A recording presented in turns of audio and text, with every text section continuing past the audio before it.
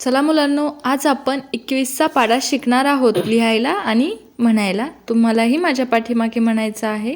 21 एक 21, 21 एक 21, 21 दोन्ही बेचाळ, 21 दोन्ही बेचाळ, 21 त्रिक 63, 21 त्रिक 63, 21 चौक 84, 21 चौक 84,